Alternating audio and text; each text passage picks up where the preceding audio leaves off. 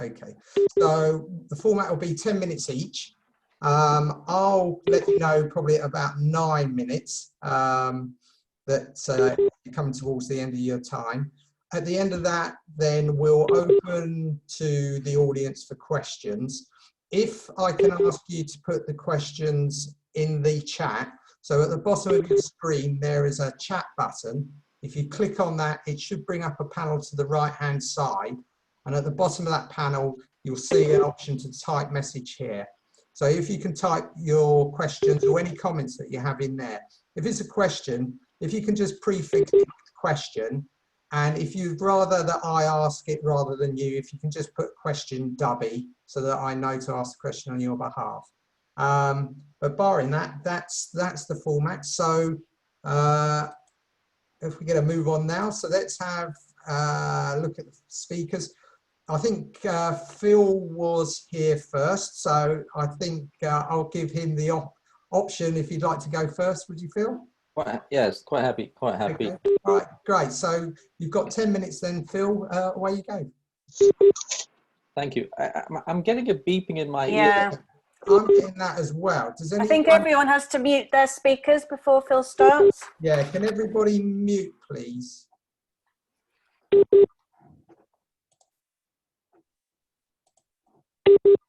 I'm just seeing if I can actually find out who's bleeping.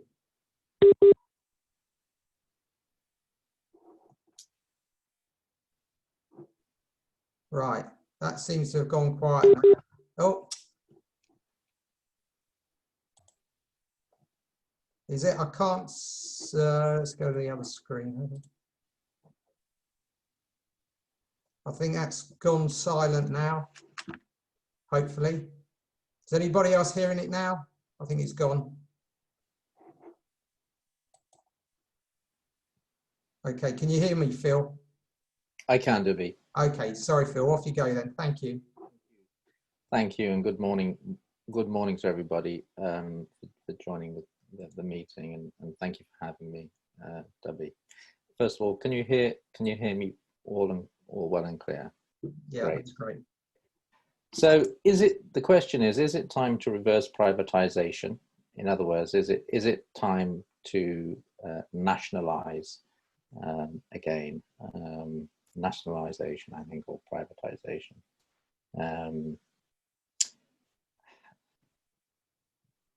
Has the sell-off of public services outlived its usefulness? So I guess the question is the market working as we wished for it to work? Are consumers receiving what they ought to receive and what they expect to receive? I suppose that could be reframed in that sense. And is the solution, therefore, to just simply bring it back into public ownership? I believe that that's not the case. I believe there are other avenues we must explore when a market becomes unbalanced. Are there instances where it's worked well and fulfilled its promise? For sure. We have some exceptionally good examples where privatization has worked exceptionally well. The telecoms industry is a prime example. British Airways, another great example. The water companies as well.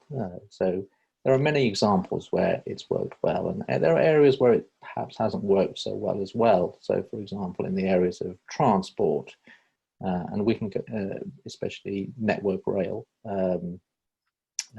but we can come on to that and discuss it in more detail. What I'd like to do is set out the case, because I think that's very important for the market. And it's not, as a conservative, you know, the market is not an end in itself when it comes to looking at solutions, but it's a means to an end. What the market enables is for people to make to have more opportunity. It empowers both producers and consumers. it's very much a case that people make better choices. And I believe that economic freedom is linked very much to political freedom. And if we have a look at over the last 40 years, when that great leader of the Conservative Party, Margaret Thatcher, the first woman prime minister in the UK, introduced these reforms and privatised many of our industries. If we look globally over those 40 years, we've over 30% of the world's population has been taken out of poverty. And that is primarily due to the functioning of the market. So we must look at that from an evidence-based perspective and be pragmatic about it rather than dogmatic about it. It's fair to say that markets do become unbalanced, and that's why there is a need to protect the consumer. That's why there is a need to ensure competition and ensure that the market is delivering what it ought to deliver. Public ownership, the case for public ownerships are necessarily made where we have a few dominant or one dominant player in the private market. So mainly the focus would be on utilities, or as we have them now, mainly regulated utilities. Now, I would argue that a public monopoly is no better than a private monopoly. If you have a public monopoly, you very much get a situation where a lot of the decisions are politicized, and that cannot be good. You have a lot of command and control at Whitehall, and now that we are in a process of devolution and localism and being flexible and agile to local consumer needs and wants, I think retrenchment back to Whitehall is certainly not a solution. And having industries run on a politicized basis where the chief executive is more responsive to the Secretary of State rather than their consumers and the people is not what we want. So essentially, nationalization would take power from consumers who are necessarily empowered in the market to the producer. And without competition, the producer does not necessarily respond as well to the consumer. And I think that's really what we really need to be focused on. Are the resources of the country also being utilized as well as they could be when we have a state monopoly? Would funds be channeled into other areas on which, different departments would be focusing on the treasury for funds? So these are all questions which would need to be answered. And clearly, as a conservative, I believe that, as I've mentioned, that the market as a means to an end is the best way forward. We need to continually ask the question, however, in relation to the market: is the market delivering what we want it to deliver? Is it resulting in innovation, prosperity, and opportunity? And is it opening up choice and driving down cost? These are key questions when we analyze the market. And we must also always challenge the market to ensure that it's delivering. It's government's role to ensure that society is benefiting and not just corporations. And that is where we need to have regulation, and that is where there is a role for the state. Encouraging competition, regulation to support the consumer, reform markets to ensure smaller disruptive companies can enter markets where there's large firms that dominate them. Corporate failure should not be off the agenda. Corporate failure is part of corporate life, and if more nimble, smaller firms challenge larger corporations that are relying on economic rent, so to speak, because of their dominance, well, that's not correct. So we should encourage deregulation and have constant competition. Government procurement contracts, perhaps, it should be easier for smaller firms to compete for these contracts. Life should be made more challenging for the status quo and the bigger companies. And this is what competition is all about. It provides incentive. Essentially, it's about making markets fairer. If we make markets fairer, it restores faith in business. And if it restores faith in business, then hopefully we can have wider ownership across society, and share ownership and ownership in our industries, etc., and have a more cohesive society where everybody feels that they are included in society and have a say in society rather than feeling excluded. So certainly wider ownership, wider share ownership. Last minute, Philip. Right. Also, it's fair to say that as people leave school, as they leave university, more and more are looking to set up their own businesses. So they can only do that in a free market, in a market situation. So we must always preserve and acknowledge the need for the market.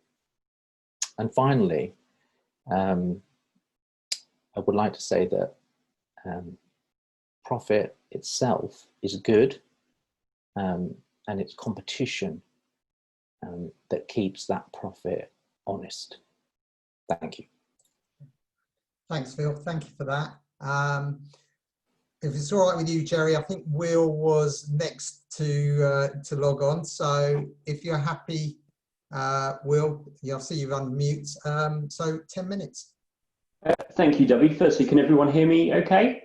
Yeah. Yeah, excellent. Well, it's good to be back at Woking Debates. I'm sort of pleased I'm not in the hot seat anymore, Debbie, so I'm pleased you're chairing it. It was always tougher than actually turning up and speaking, funnily enough.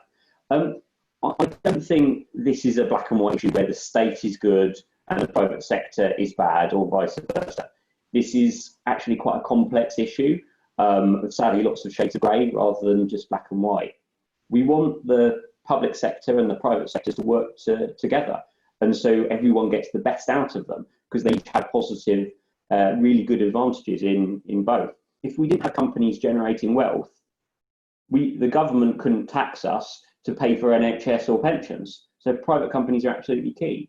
But private companies wouldn't succeed if you didn't have the state making sure we had the rule of law, clean air and clean water, all things like that. That it's really important that both thrive together. And actually, I think we need to recognise that. Sometimes there's far too much hostility to the others, but both generate success from each other. However, I do think privatisation has gone too far.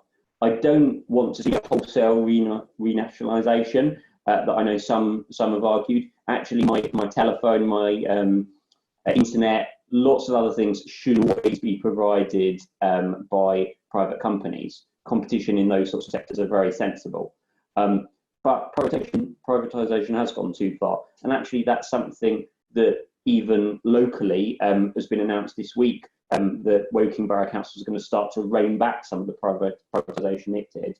So Woking Council's housing, council housing arrangements, some of that is going to start to be brought back into in-house. There's going to be a decision, some consultation on that over, next week. And that's something I welcome. I think it's very sensible. And even if you've got a Conservative run council saying, well, look, we think we privatise too much, that does go to show, look, we've got a slight issue here. Partly I say I don't want a wholesale renationalisation, because in principle I don't think it works, I don't think it's right.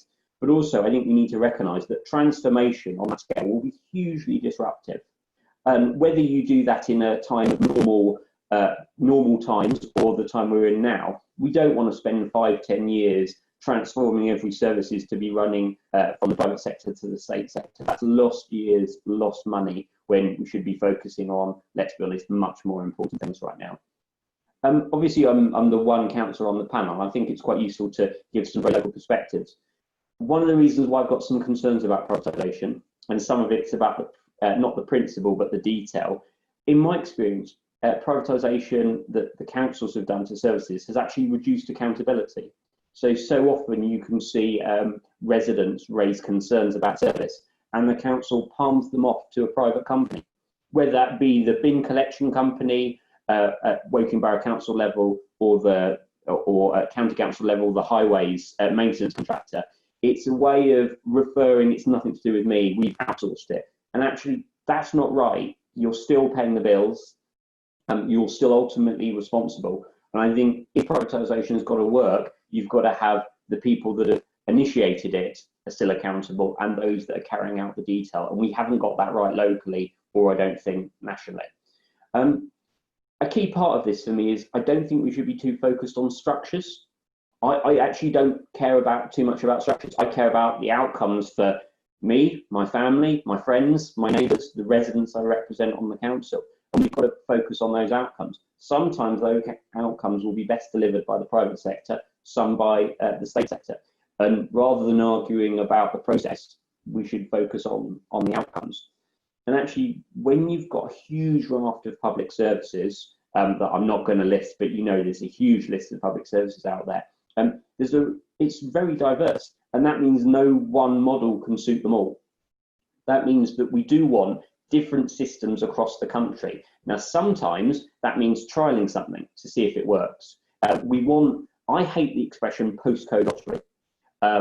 And I think some of that is about a private sector situation. One company is going to deliver a better service, going to deliver a different service in one area or to some customers. But also one council is going to want to spend money and invest on one area because they made that priority. Another area, people think that's unfair. Well, it's up to you. We want that innovation. We want that difference.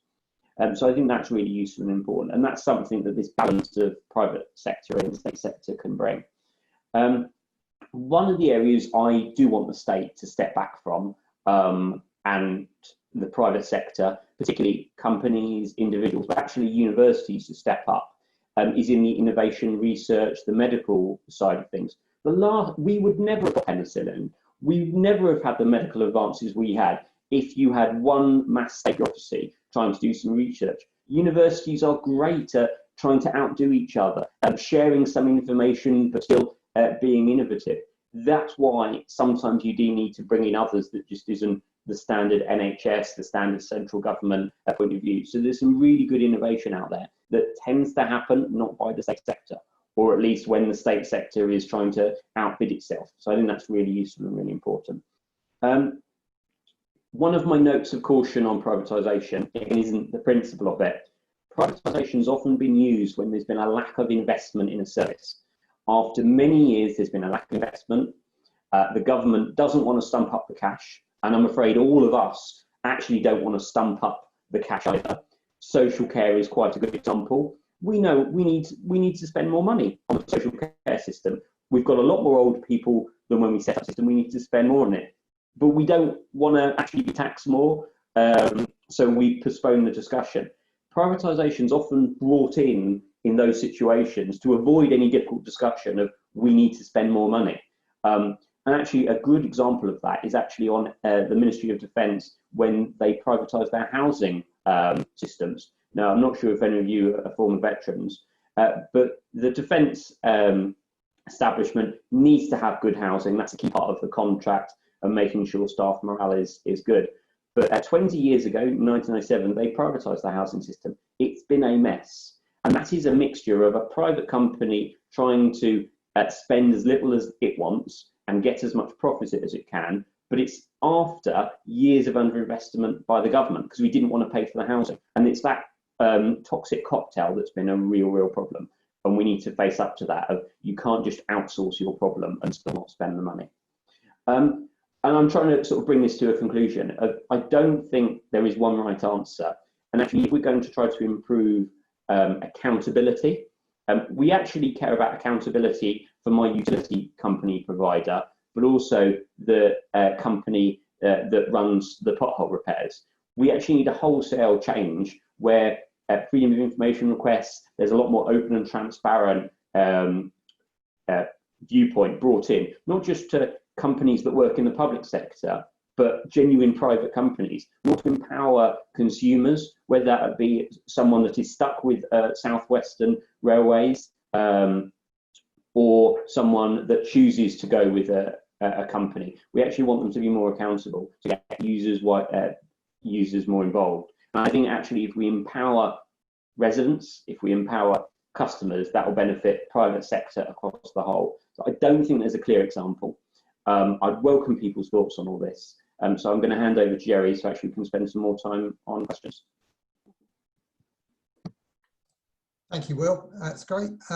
Jerry, are you set to go? You've got I think Will's donated you a minute, I think. So there you go. Oh, really? Okay. Okay, I'll try not to run over. Thanks so much for inviting me. So I'd start by saying I've only really known the effects of a Thatcher government in my lifetime. So obviously the industries and utilities were nationalised in the Attlee government of 1945 to 51, made into private companies from 1979 onwards, so I was 6. So industries, steel, railways, airways, airports, aerospace, utilities, gas, electricity, telecoms, water, and then finally Royal Mail. So with managerialism in the 1990s, public sector reform continuing with Blair, it's hard for me to imagine anything being done different. It's how things are, it's common sense, it's pragmatic. However, we only need to look around Europe and the world to see that things can be done differently and often better. And I totally agree with Will that it's not a black and white situation here. Policymakers are often tasked with finding like the least worst system. And of course, there's inefficiencies and inequities in the public system, just as there is in the private system. But for example, since 2000, 86 cities worldwide have nationalized their water supply, including US cities, Atlanta and Houston and Indianapolis. In Germany, over 100 energy concessions have returned to public hands since 2007. So it's not quite as scary as, perhaps our media would make out in this country. So as we talk sort of in the next hour, I'd just like to consider that, first of all, that private sector involvement in public services, and it's been said by the previous speakers, is not free market capitalism at work. It's not a purely private market. We've talked about that. So what we're talking about is managed markets or quasi-markets. And then we're thinking about how appropriate is the shareholder dividend and profit motive in key public services? Can it deal with the structural and huge societal risks involved in public services, the risks that we've seen unfold in the pandemic? And finally, a question, again, it's so important because of the kind of media we have in this country. Are the advantages of privatising public services really there? So, because there's many myths out there and on both sides. So we're told that privatisation offers greater value and more choice. If we look at our utilities, consumers obviously often have no choice. So we can't shop around when we turn on a tap, can we? In the first decade since privatisation, water bills increased by 46% apparently, and operating profits increased by more than 142%. I think they're slightly outdated figures, but the general point is there. If we look at the energy market, 99% of it controlled by 6 operators, with huge, as we know, profit windfalls, 4 or 5 billion. A lot of my figures are slightly out of date, they're 2013, an increase of 73%. At the same time, bills have rocketed, again, I think my figures are 2013, by about a third over the same period, 28.5%. So the other thing which has to be said about utilities, because of course they're all different, all these public services are different arguments, as Will said, it's not a blanket thing. But utilities particularly raise the issues of the large fraction of UK public assets in the hands of state-owned foreign companies. We need to consider that. So 25% of the British energy sector is owned by such companies. We're also told that competition drives down prices, but even Ofgem has found that energy suppliers have tried to prevent, and we know this in our own experience, have tried to prevent more than half of attempted switches by their customers. So privatisation turns us all from citizens having rights to things to consumers, but actually consumers with very little choice to shell out when we're talking about public services. And these services, unlike other markets, are run by a small number of highly profitable corporations. And if we look at the idea of choice, I think it's important also to consider, is it always feasible or desirable? So when you're thinking about having an operation, I need to probably have one on my ear in the next few years. You know, can I really get on top of which hospitals are going to do that operation best for me? Do I really understand the relevant measures? Am I going to go by something like a good website, or you know, can I really tell if the people that are going to help me in my operation are the most caring and sympathetic? Do I really have you know, the ability to choose? In the same breath as when we mentioned the word privatisation or private sector, people use the word efficient. But if we look at what happens in the process of opening up services to private profit, even the process of dividing them into separate contracts, tendering, evaluating rival bids, it becomes complicated and often unreliable. In the process, it's not surprising that taxpayers are often overcharged millions of pounds. If we measure their performance by profits, then of course they're efficient. The value of contracts has soared. But how do they get those profits? What do they do with the public sector contracts? Often they cut back on the range and quality of services, particularly, and this is my interest, with vulnerable groups. And of course, the people delivering those services often see their pensions, their pay, their terms and conditions changing into what is often a two-tier workforce. If we're talking about value for money and efficiency, we also need to consider that all private companies running our public services have public subsidies transferred to them. This is where it's not a real market. So while governments, for example, are locked into long-term debt repayment, equity is traded by private companies at a premium to make quick windfall profits. And we read about that reaches our media.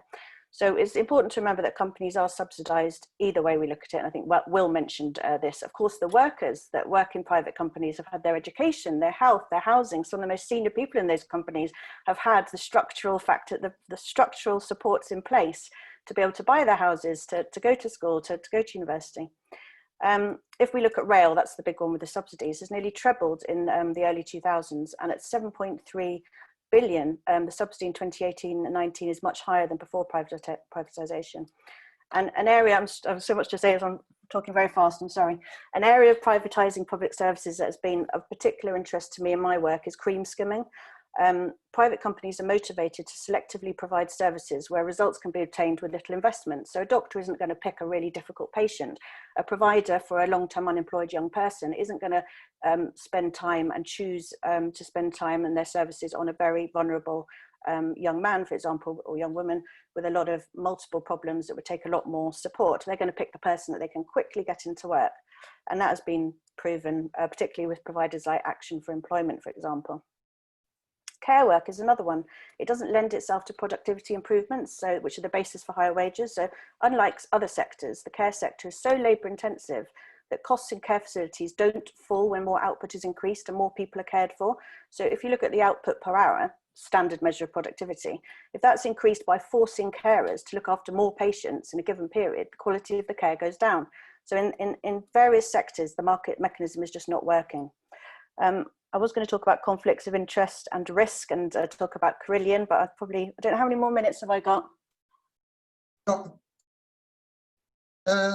3 minutes left, Jerry. Okay, so finally, I'm just going to take the coronavirus, because it's the big elephant in the room, and look at privatisation right now and how it's helping us to deal with the virus.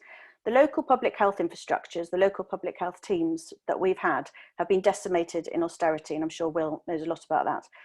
In January 2020, the King's Fund estimated that the ring-fenced grant for public health required £1 billion per year extra funding to restore it to 2015-16 levels, and that changes to local government finance mechanisms were needed to not put public health unintentionally at risk. So it was sort of going to the bottom of the priorities there. The awarding of contracts to private firms that's happening now, that has happened this year, GPs and primary care teams in each local area have been bypassed, so that the tests carried out by commercial testing companies are not being linked to any clinical diagnosis. For example, Deloitte were awarded a contract for testing centres, which didn't include having to share information about positive tests with local public health teams or doctors. So the information could not be used in any meaningful way. The government has had to pay more to amend that contract for the information to be shared. Now that we have commercial testing laboratories, it means they have little contact on the ground with people who are getting on top of the pandemic locally. They're overly centralised, not responsive to local area. And as Philip said, on a practical level, because we have to think about pragmatics and practical, on a practical level, it's not working. Removing the tests from our health system out of the view of general practice is absolutely disastrous. We do need tests and access to tests, but we need health providers to be the gatekeepers to those tests. So what we've ended up with is anyone with a flu, a cold, upper respiratory infection now thinks or worries that they've got COVID and are all trying to get tests. Over 95% of the tests are negative. So there is a huge waste in the system with people having tests that don't need them because they haven't been screened out by health professionals. The various subcontractors working for Serco delivering contract tracing around the country are also divorced from the communities they're talking to. That it's just not working. In the poorest communities, only 50% of contacts have been traced. So public health is an area that traditionally goes to the bottom of the funding priority because it's not about shiny new hospitals that attract voters. It's about simple local actions, identifying, isolating, and then supporting people in your local community, if we're talking about corona, and preventing disease from spreading. Public health needs to be brought back under one public authority to make sure it's locally embedded and information is passed on locally. So it's an example of privatisation of public assets often leads to a climate of short-term decision-making against the public interest. And I know there's a lot to say about who's been awarded these contracts as well during Corona. Last minute, Jerry. I could go on and on and on. It's just so, I'll save the rest for the summing up. I mean, we haven't even talked about railways. But yeah, I think it's always about looking at the least worst systems, and something has got very, very out of balance in a lot of our systems. And the one I'm most interested in at the moment, public health. Thank you very much. Thank you, Jerry. Yeah, I'm sure we'll have plenty of time to sum up. At the moment, just having a look at the questions we've got. We've got one question, which is several of our utilities are owned by nationalised German and French utility companies and pay large dividends to their citizens. Whoops. There you go, Jerry, could I add an extra 10 seconds? Sorry, yeah. Several of our utilities are owned by nationalised German and French utilities and pay large dividends to their citizens. Is this desirable? So who on the panel would like to have a first go at that? Or would anybody like to have a go? Let's go with, let's start off with Phil, as he was the first speaker, and then we'll take it in turns going round. Okay, there you go. You should be, do you want to unmute, Phil? Yep, great. Yeah, okay. That's sort of a very open-ended question. It's not precise and it's not specific. However, we do live in a global world, and whilst foreign corporations and entities own interests in our utilities, they do so through capital markets to which they have access. And we're proud to have a great capital market in London, one of the foremost capital markets in the world. And that free flow of capital is one of the essential drivers of ensuring prosperity. In no way does ownership mean that our assets are at risk. That's not the case. And I think if somehow it's deemed that a 5% shareholding or a 1% shareholding by an overseas entity somehow impacts our sovereignty or impacts the safety of our utilities, that's certainly not the case. So that is not a concern. I think we should be proud that we have capital markets, free-flowing capital markets, which ensure capital for our utilities, which ensure investment in our utilities. So, for example, water. Since privatisation, over 150 billion has been spent by the water companies, ensuring that we have clean water, ensuring that our wastewater is taken away and our sewage taken away and all the leaks are fixed. It's been a tremendous success. Prices have come down. So the consumer has benefited. That 150 billion, if it were nationalised, where would it have been spent? Very likely it would have been spent on the health service, probably. It would have been taken away from spending on water and ensuring, a good water system. So we have to be very careful when we say ownership, that we don't align that to somehow a loss of control or sovereignty. I think I'll just say that for now. Thank you, Phil. Will, I think you'd like to comment? Yes, thanks. I'll try to be relatively brief. To be honest, the answer to the question is yes, I don't have a problem with it. We live in a globalised world. We in this country want a service that German company provides, or whatever company that we're talking about. By letting that German company in to do business here, we ensure that a British company can go over there to do that business that they're very good at. And often a German company, and I sort of can say German company, has British shareholders or French shareholders, or might have a British manager, etc. It's not as simple as it's that country's company, but we have our own companies. It's all very mixed. Mini is actually BMW, but one's a huge British brand, one's a huge German brand. We will still think of them as German companies and British companies when it's not quite true. But moreover, the very simple point of free trade creates better, higher paying jobs. And that might be us producing products in a factory, sending them over, or services changing, or companies doing business elsewhere. Building walls and pulling up drawbridges has never worked, and it's made people poorer. We've got countless examples through history of that. We can't start that. Okay. Thank you, Will.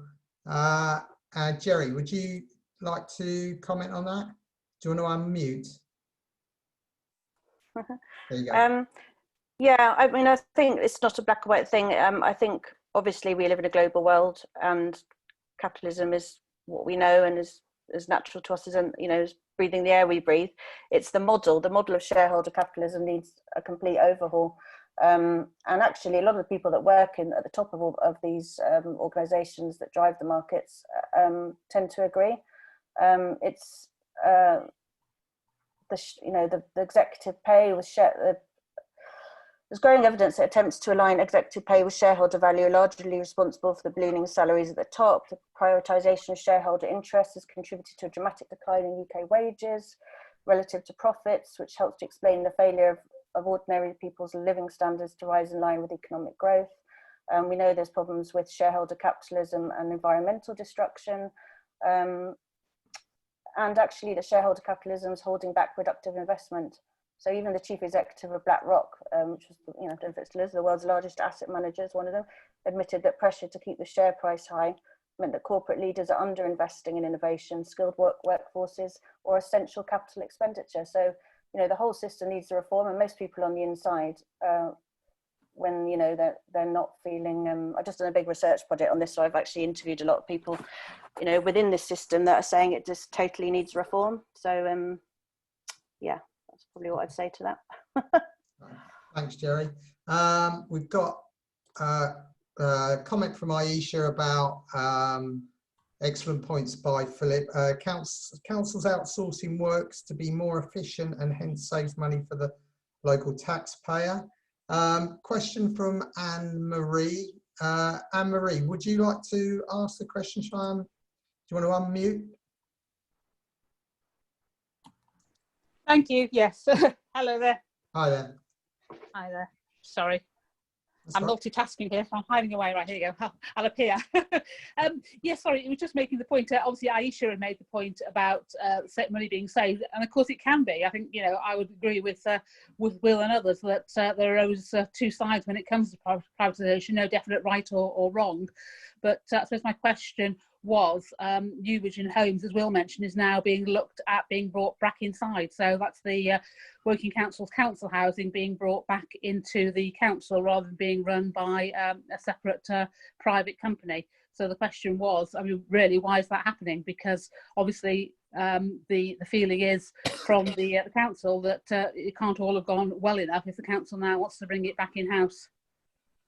All right, thanks, Anne-Marie. So, Will, would you like to have a first stab at this one? Thank you. Obviously, I mentioned this earlier in my speech, in my introduction speech. There are clearly examples where even those that are the cheerleaders for getting the private companies involved in council services know it has gone too far and not worked that well. Now, sometimes, I think with the New Vision Homes example, so council housing, the council knows they just gave too much of the services away. And that's why they're starting to bring some, or propose to bring some back in-house, which I think in principle works. But yet again, the devil's in the detail. If you don't write the contract properly, if you don't monitor it, if you don't have performance-related standards, and actually if you give the private company just too little money to run the service, it will be a disaster. That doesn't mean that in principle privatisation is wrong, or in principle having the state completely run the service is right or wrong either. It's the devil in the detail, and a lot of the time we're asking whatever company it may be to do too little with, do too much with too little money. We also need to monitor them very properly, and a lot of the time we don't do that. Utilities companies have a statutory right to dig up the road, something that, to be honest, I would quite like to change. But whilst they have that right, the county councils, the highways authority should be watching them like hawks and hiring a lot of staff to follow them around to make sure they've done the repairs to the road properly. Because they don't hire that many people, the roads fall apart after the utility company has been and done the work. Is that a problem in principle with the private sector? Maybe, but actually the state can quite easily solve that problem by monitoring the situation. So I think that's really important to note, and then attempted we can move on quite quickly. So, okay, thanks, Will. Jerry, would you like to comment at all? Do you want to unmute? Unfortunately, I've got an option which is ask to unmute, but that's it for some reason. Okay, yeah, I'd agree that it is in the detail and the monitoring. But just from my experience of giving out these kind of contracts, you know, it's very tick box, very form filling, very target driven, and I don't know how many of the local community are involved in New Vision, but I think it's seen as a sort of, you know, it's seen as a distant from Woking and not part of Woking, and it's always felt from talking to people on the doorstep like it's, you know, all the jobs have been, the repairs and so forth have been done in a very sort of tick box way, which you often get with these sorts of contracts. But I know Will knows a lot more about the New Vision than I do, but that, I mean, I picked it up from that's the impression I get from talking to people on the doorstep and our councillors. Yeah. Okay, right. Thanks, Jerry. Phil, is there something you'd like to comment on? Do you want to just unmute? Sorry, I would do it, but I don't seem to have the option. That's it. Yes, perfect. Thank you. Yes, I mean, I just think, you know, we must commend the council for being agile and responding. I mean, if in that case, you know, the market was not achieving what the consumer wanted it to achieve, then there needs to be intervention. And this is the point that I was making earlier on. I think, you know, the market is not an end in itself. It's very much a means to an end. And if it's not delivering what the consumer, the outcomes, then action needs to be taken. One point I just saw in the chat about NHS and linking what I said about the investment in the water. What I was saying is that you know, the government would have necessarily have had to spend that 150 billion to have a water service that we have now, and it would have spent it on the water rather than the NHS. So I'm not saying that we spend less on the NHS. Very much say I'm saying funds are freed up to spend on things like health and social care. But yes, no, we must commend the council for being agile and changing and looking at intervening in the market. Can I just add something there, Debbie? Yeah, sure. If you finish, Phil. Yeah. Yeah. Okay. Yeah, probably. I don't know if others on the call know more about this as well, but there's also clear conflicts of interest with all these contracts being awarded at Woking Council, and that's something that is really kind of at the heart of a lot of what we're talking about. When people become involved as directors on these companies, and I'm not sure about commending the council, because I think a lot of people have gained a lot over the years from their involvement in New Vision, and problems with their performance have been, as I said, on the doorstep as a relative, for many of having done this for a few years, these have been going back, complaints about New Vision are going back a long way, so I don't see much quick responsiveness from the council on that at all. Anyway, yeah. Okay, all right, thanks, Jerry. Sorry, Jerry, yeah. So I've got a comment actually on that from Jen and Rob, which there are many New Vision home tenants, actually council house tenants, who don't think they are getting a good deal, particularly on maintenance of their homes. Question from Keith. Keith, would you like to unmute and ask your question?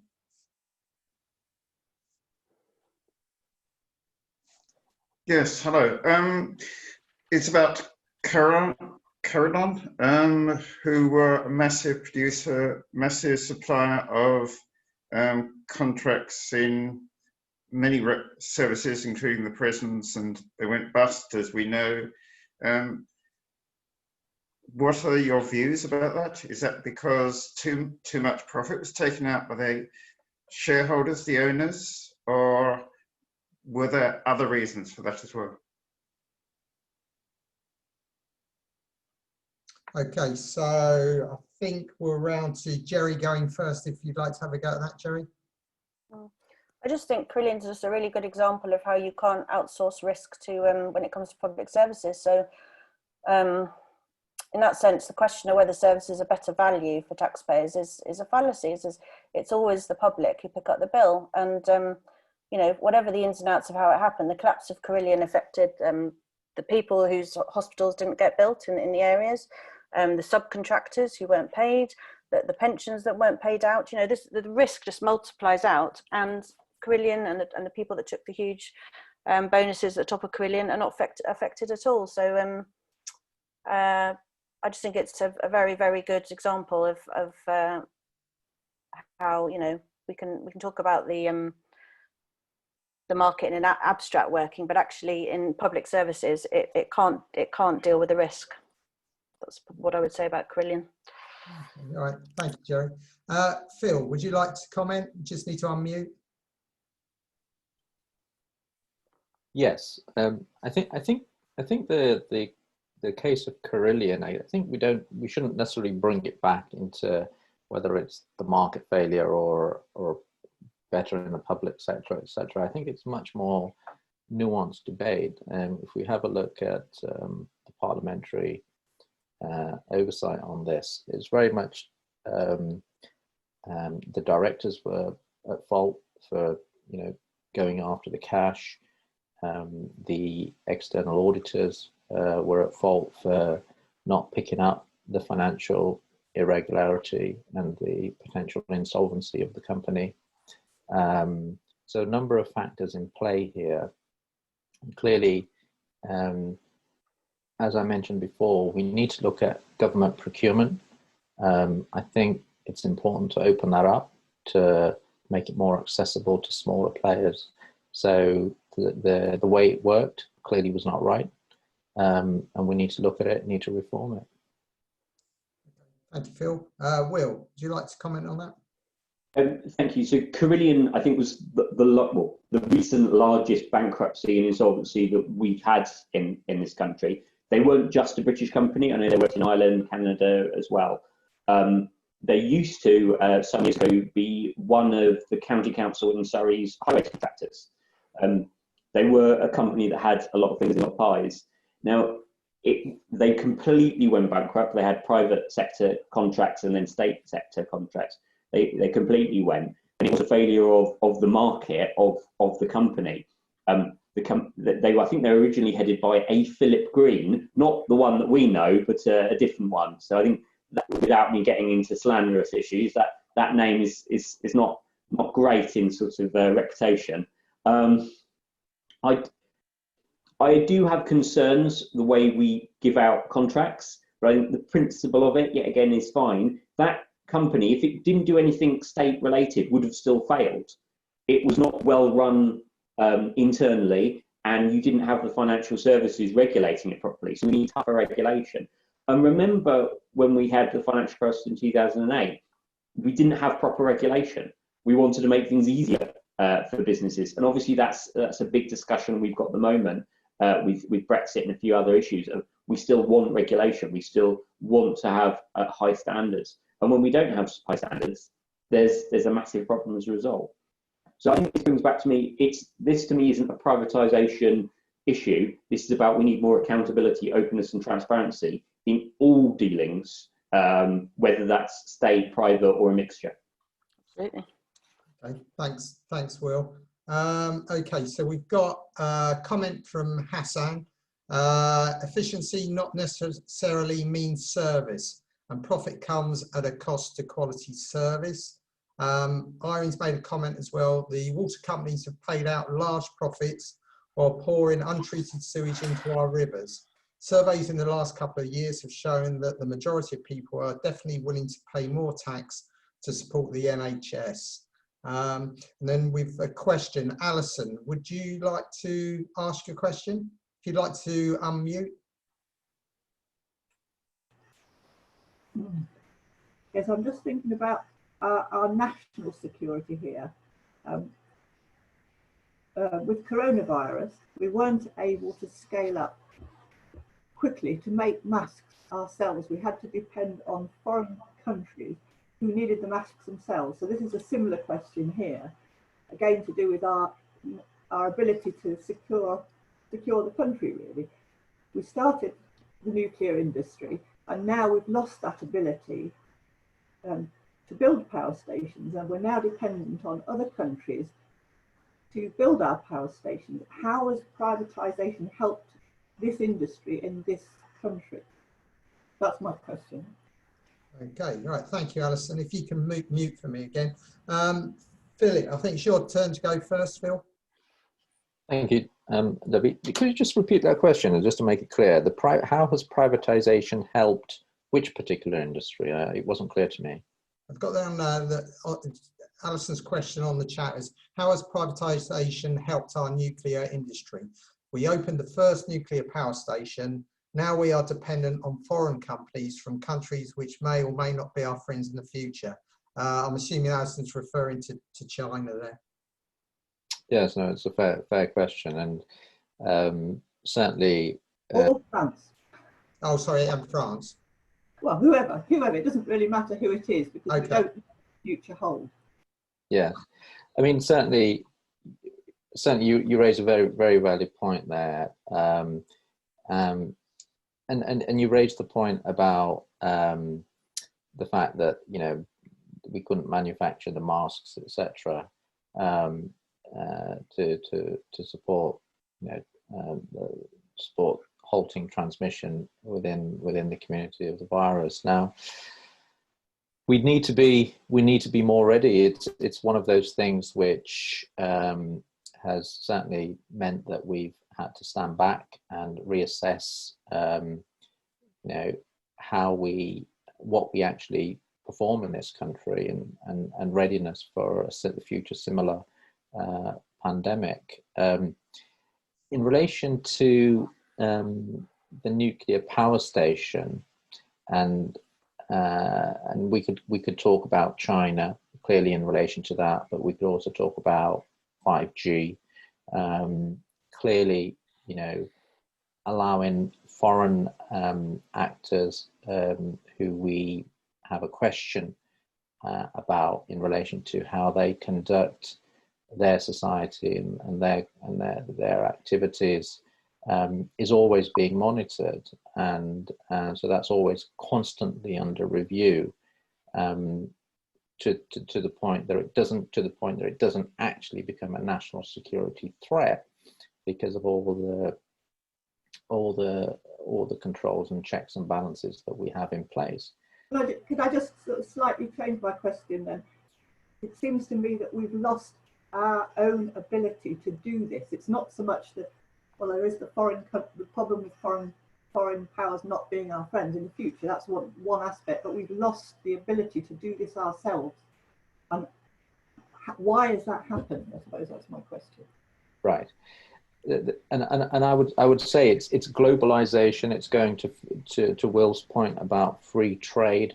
It's looking at, you know, what we prioritize, and living in a rules-based world order, having partners that respect democratic values, freedom of trade, and partnering with them. That's all part of the process. We in the future hopefully will position ourselves as global leaders in areas like green technology.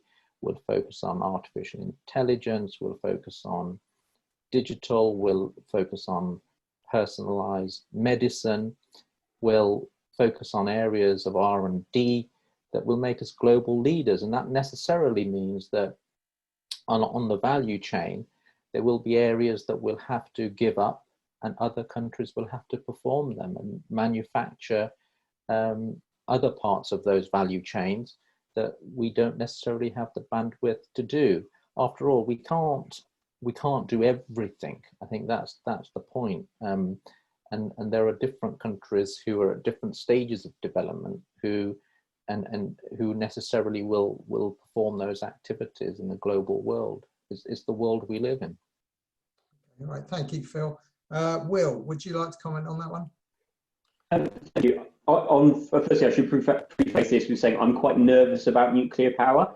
So ideally, we should be having nuclear power. In my view, I know it's incredibly useful and does generate a lot of electricity for a lot of countries, including ourselves, but I am very nervous about it. However, nuclear is clearly a hugely controversial, but actually it's very complicated and expensive. There'll only be a few players across the world, whether it be companies or countries, that actually build nuclear power stations. There will only be a few of them. And if there's going to be a handful, there's no guarantee that we would be one of them. And I think there's two major nuclear power players in Europe alone. The UK, by definition, only being a small part of Europe, we weren't always going to be one of them. Finland has a private company that develops nuclear power stations, I believe, and France has a part private, part state company, EDF, which obviously you're probably aware of, that does nuclear power. I think if we are going to have nuclear power stations, I think in principle, those two companies being involved in the UK, I don't have so many concerns about. The idea of a Chinese company or someone else doing something that sensitive, I do worry about. But this also comes back to our inability as a whole country. If we don't want to spend something, we want someone else to build it for us for free. China probably would build it for us for free and then charge us for the service. So if we're being fussy, we've got to put our hand in our pocket. And I think that comes back to the whole issue. We are quite fussy as a country. We want Swedish-style social services, but with an American tax system, and it doesn't work. All right. Thanks, Will. Yeah. Gary. Yeah, I'd agree with a lot of that. Yeah, I think it probably does have to be part of the talk about how we become more green, for sure. Even though in a perfect world, disarmament would be the best thing. And I agree about not wanting to pay for services, and that's held up a lot of, I think, the building of some plants in recent years.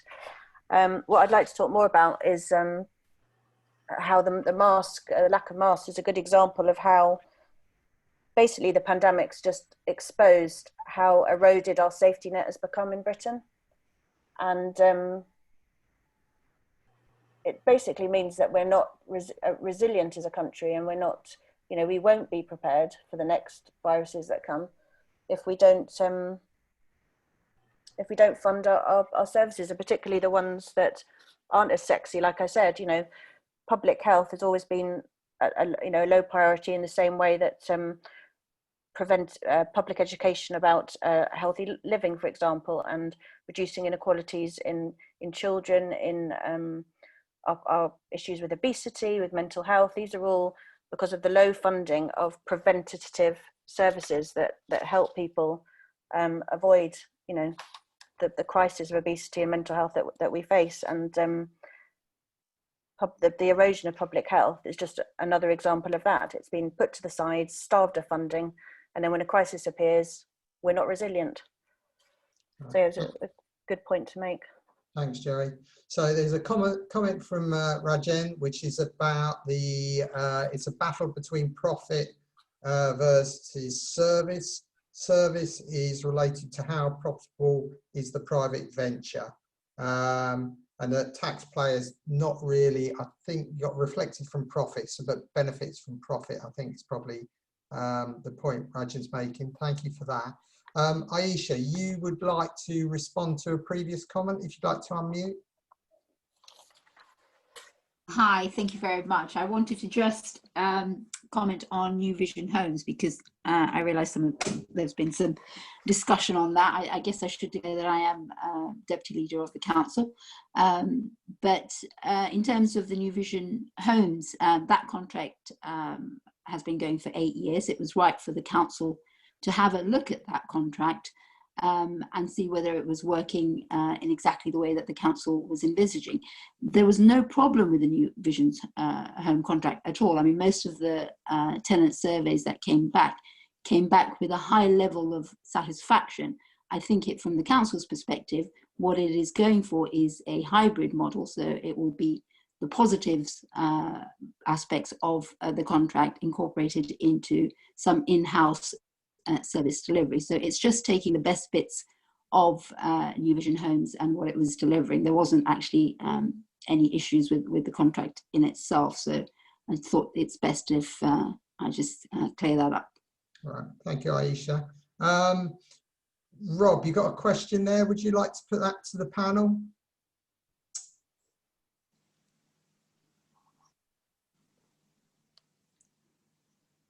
Are you unmuting? Yeah. Which one's that, Dubby? It's the one about public transport companies being owned by foreign companies, and where's the local? Yes. Yeah. Many of our public transport companies are owned by foreign companies and conglomerates, even foreign governments. This includes most of the London bus contractors. Arriva buses and train operations are owned by Deutsche Bahn, which is owned by the German government. Where is the local control in this? Okay, so Jerry, I think you're first up. That's okay. Well, I just agree. You know, I mean, I understand it's a global world. I understand the points being made about that, but you know, we haven't talked about. I don't know why we're scared of an idea of shared ownership of our public goods. I don't know why that has become such a scary idea when it's done in so many other countries. You know, it seems just it's not very intuitive, is it? You know, what is wrong with wanting to bring the vital infrastructure that we use, the vital goods that keep us safe and well? You know, what is wrong with wanting to have more control of that locally and not have the German government own our trains? You know, I don't get it. Maybe the other speakers can explain. Okay. Well, I agree. I agree, basically. You know. Over to you, Phil, for that one then. Do you want to just unmute?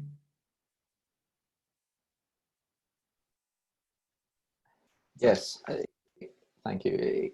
I think it comes back really to the point that I was making.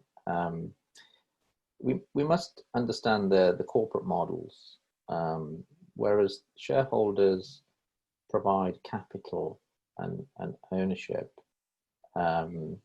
You know, there is an executive that controls the operations of the bus companies in the UK, and it's all subject to UK regulation and oversight in accordance with UK law.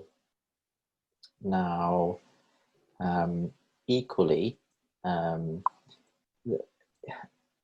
point was made about foreign ownership before, but again, it comes down to the capital markets facilitating that, and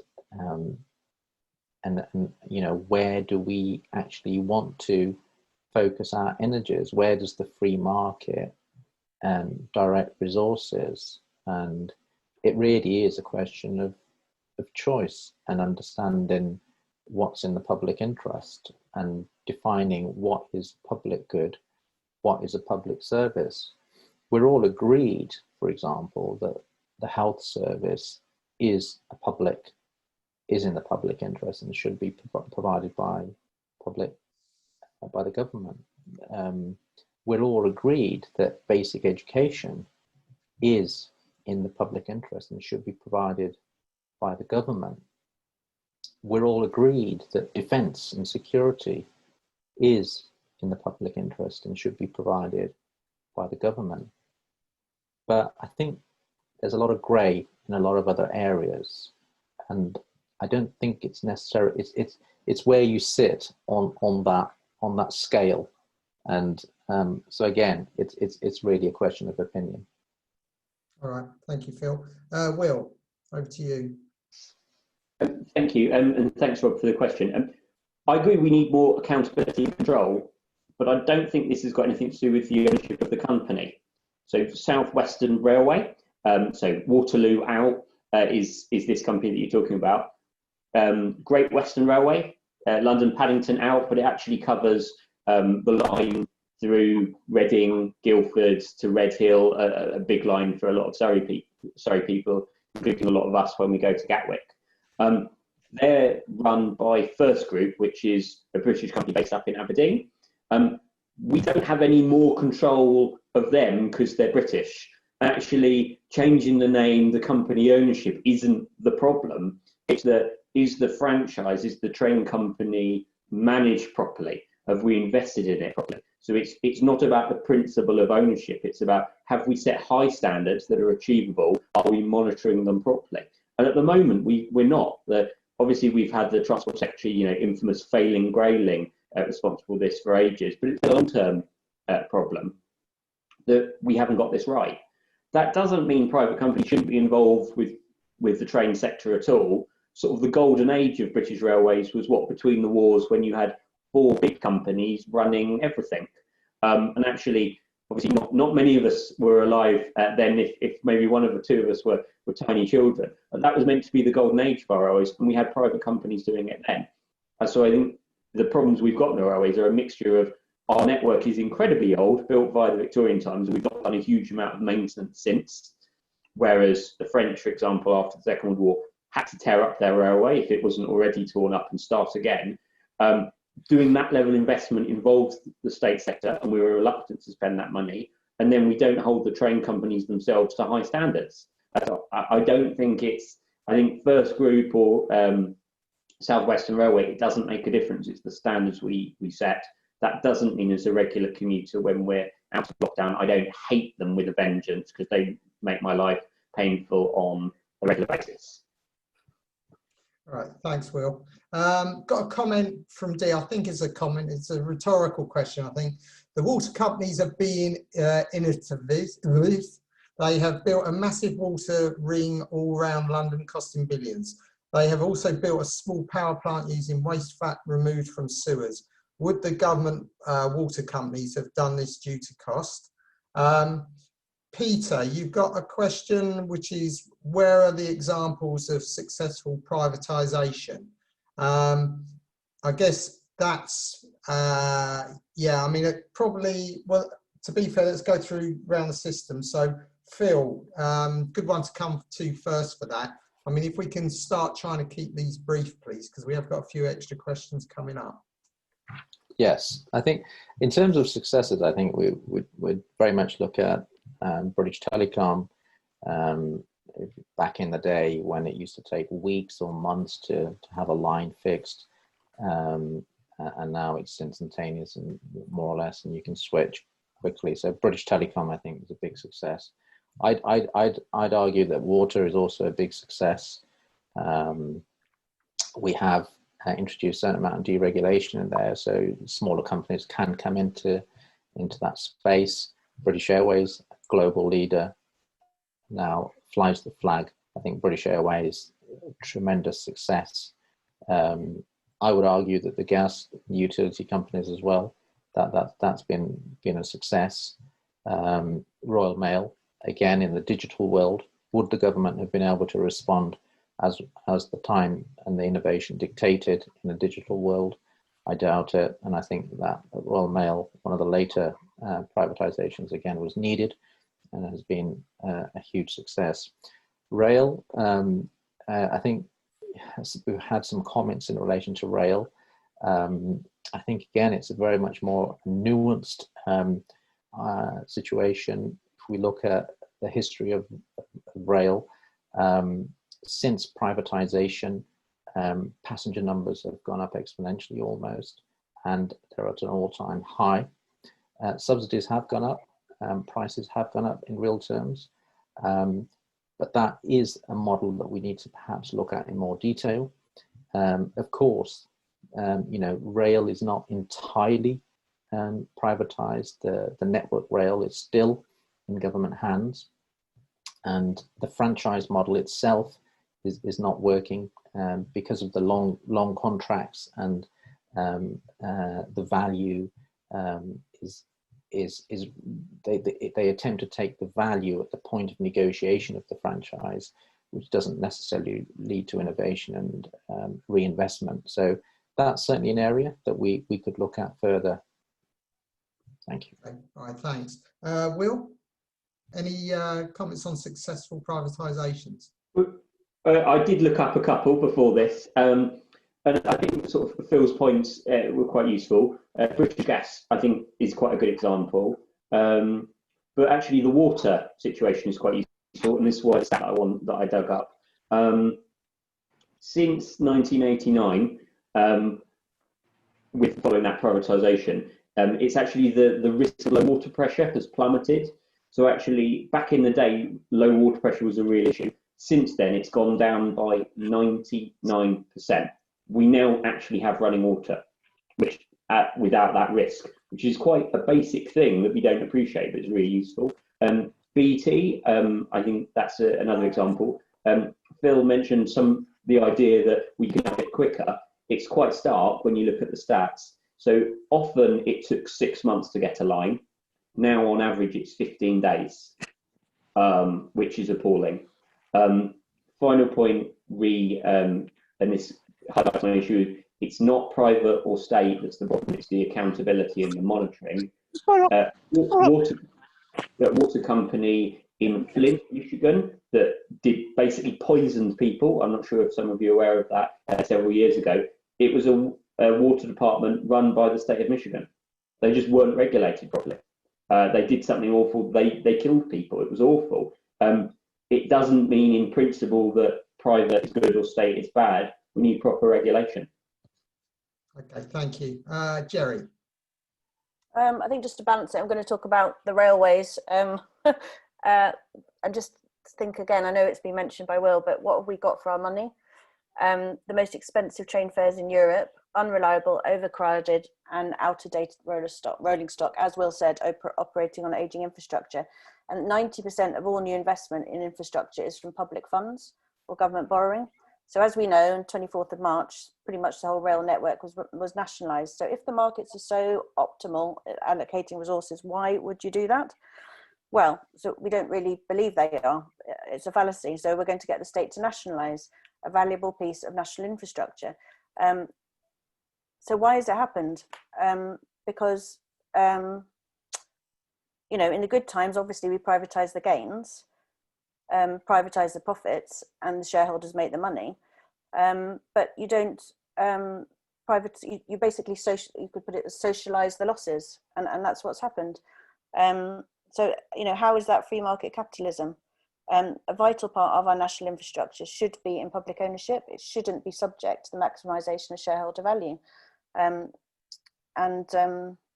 Yeah, I mean, we've seen it again and again, as I think Will said, you know, with the free market again and again comes up against the limits of reality, the financial crisis, the bailout, the pandemic, what the climate change is going to be the same thing. It shows the limits of this way of doing things, is what I'd say. And the trains are a really good example. All right, thanks, Jerry. I'm conscious of time. What I'm going to do is skip the comments, go to the questions. I'll read them out if that's okay, just to save a bit of time. So our next question is from Keith. Are investor protection provisions, which give foreign companies the ability to sue national governments, a fundamental problem to privatisation? So, Jerry, if you can answer that one. Can you just repeat the beginning? Oh, it's up here. Are investor protection provisions, which give foreign companies the ability to sue national governments, a fundamental problem to privatisation? Well, yes, I'd say they would, because they're just going to cost us more if we're in long, lengthy battles about, you know, it's just going to cost the taxpayer more, presumably, but I don't know a huge amount about them. Okay. Yeah. Phil, any comments on that? No, I mean, we operate within the rule of law, and the judicial system should be open to all people who transact in the UK, whether they're foreign or whether they're not foreign. The important thing is to perform all work within the law, and such legal action is not necessitated. Okay, all right, thank you. Will? I do remember some of the detail of these systems. So I think there are concerns, but the summary of, in principle, the rule of law is useful. It's interesting to see fellow Conservatives saying the rule of law is important with recent government changes about our negotiations with Brexit. Having the rule of law is fundamental, even if it is painful for us sometimes. Well said. Thank you. So there's a couple of questions that are linked. So if you don't mind, Irene and Dee, I'll combine them. So Irene's asking, so why is the NHS being sold off gradually? And Dee is saying, with the NHS, should we go back to the Beaverbrook model? So Will, would you like to have a go at that one? So firstly, I would point to this website called Full Fact. I'm tempted to say, don't believe me, don't believe Jerry, don't believe Phil on this issue. I think politicians don't have the best credibility. When it comes to the health service, it plummets even longer. But there's a website called fullfact.org, which you can, I'm tempted to put in the chat, you can look later on, because we are running 10 minutes before the end. I think the idea that the NHS is fully being privatised is wrong. It's not happening. The idea that it's only recently happened is wrong. I think you can look at that website for more detail. However, when the private sector is brought in, we want to monitor them properly. We want to spend our money efficiently, which sometimes the private sector doesn't do. You only have to look at America. The idea of the private sector completely running the health system is a mess. They spend more on their health system than we do percentually, and they have worse outcomes because people longer in this country than they do in the US. To me, it's about outcomes. If honestly an insurance system created the best outcomes, I would go for it. It doesn't. That's why I like the NHS. So I'm not wedded to the NHS because I think it's because it's perfect. It's because it creates the best outcomes that we can possibly get. Okay, thanks, Will. Phil, comments on that one? Yes, I mean, just to repeat, we're all agreed that the NHS is best served in the public sector because the market will not give us the outcomes that the consumer desires, and that's the whole point about markets. We must always continue to monitor them to ensure that consumers get what they want and the balance between the producer and the consumer. The health service is just also fair to point out, for example, our first contact, for example, when we have a health concern is with the GP, which is a private practice. It's not in the public sector. And then many of us in our old age will go to a hospice.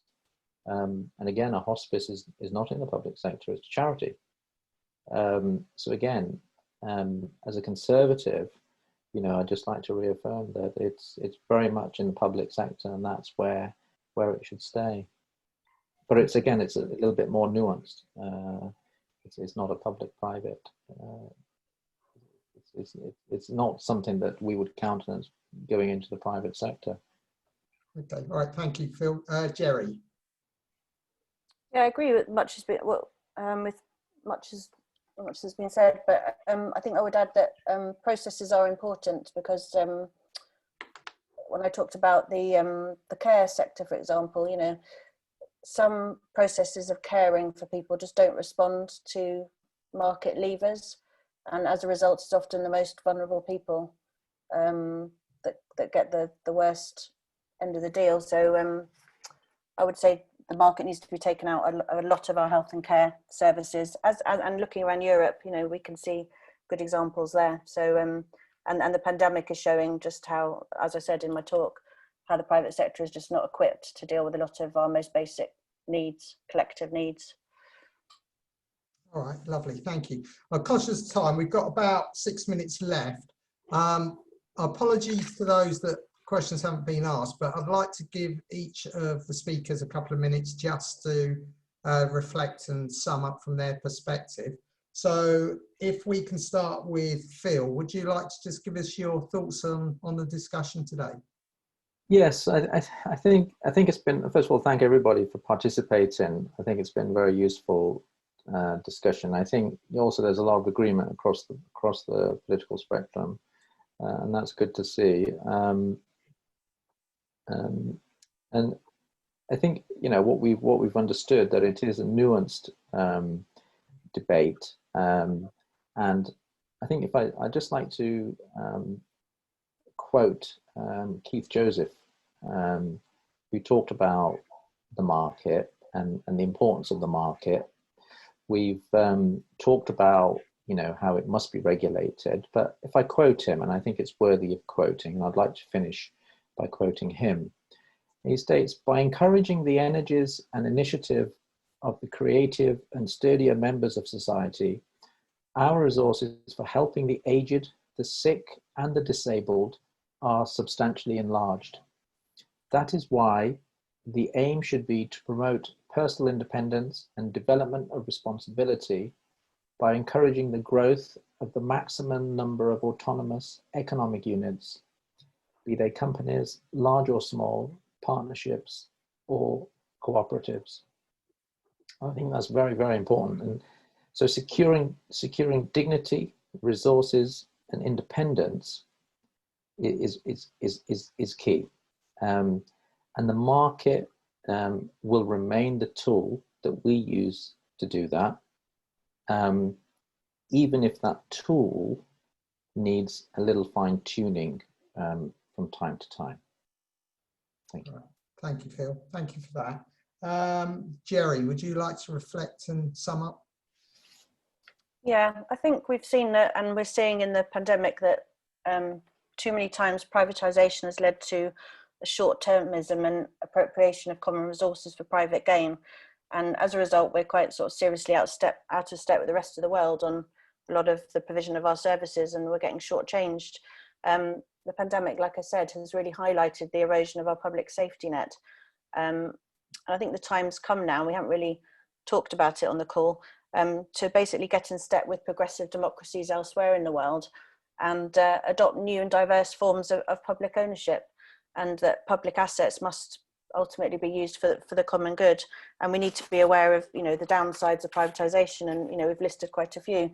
Accountability, you know, you can't get private companies to be accountable. You don't get a democratic voice in the same way, and also something we haven't really talked about, it creates a very divided society, and you know, it's one of the most unequal countries in the world. You know, most people actually, when you talk to them, are aware of the downsides of that, and we've mentioned many more, that, you know, private companies cherry pick services, and like I said, my concern is vulnerable people get left out of that. Thank you. Okay, thank you for that, Jerry. Will, would you like to finally sum up?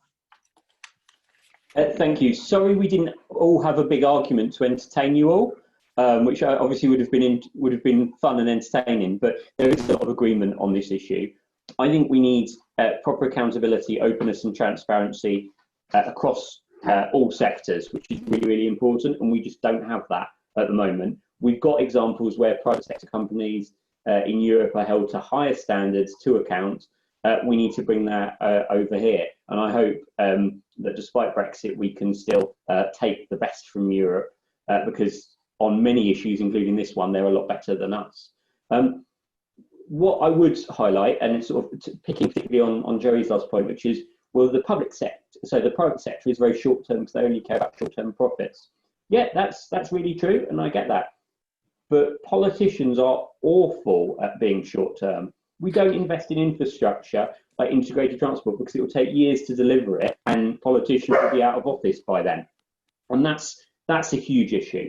We don't solve the social care system because it will involve taxing pensioners and the working age people more so that we can invest in a proper social care system. We won't tackle housing issues because it involves building housing, upsetting people, trying to ensure that housing that's underoccupied is tackled at the moment.